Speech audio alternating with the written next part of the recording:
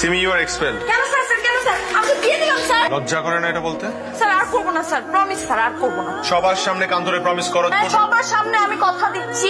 তুমি ইলেকশনে দাঁড়াওনি, তুমি হাত নামিয়ে কথা বলো। সরি স্যার, সবার সামনে আমি কথা দিচ্ছি আমি কোনোদিন নকল করবো না। হ্যাঁ তোমার মুখে যে নকলটা আছে সেটা তুমি গিলে ফেলবে, কোনো পানি ছাড়া। স্যার এটাই গিলো। স্যার পানি ছাড়া কিভাবে? পানি ছাড়াই গিলতে হবে, এটাই তোমার শাস্তি। Very good.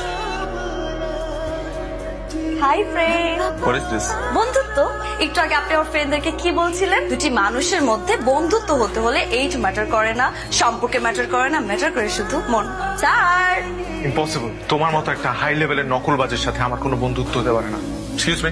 হাই লেভেলের নকলবাজ? আমি তো সারা জীবন এটাই চাইছি, high level. Thank you sir, thank you so much. But আমি বন্ধুত্ব করেই ছাড়ব। কি ভেবেছিলেন স্যার?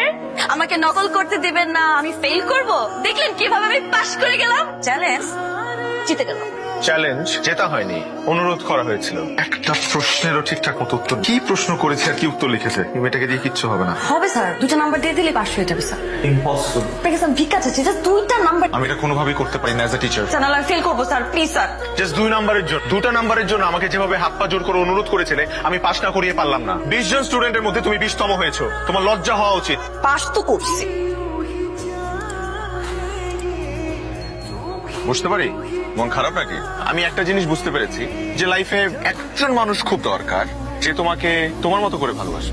এই হাজারটা মানুষের মধ্যে তোমার তাকে খুঁজে বের করতে হবে। যদি সেই মানুষটাকে খুঁজে বের করতে পারো তাহলে তুমি বাকিটা জীবন সুখে থাকবে। আমি আসলেই খুব মিস করবো তোমাদেরকে। আমার যেতে হচ্ছে।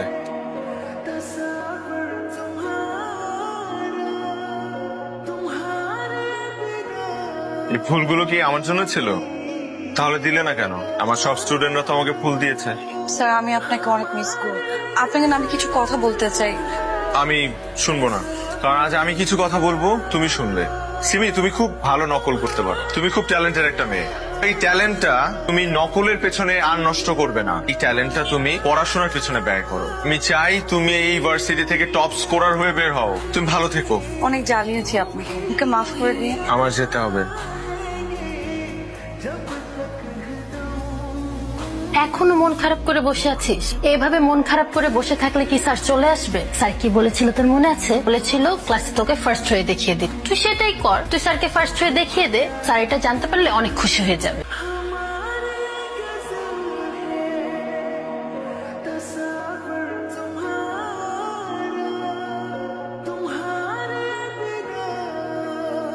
পাশের সিটটা কি খালি আছে? বসতে পারি?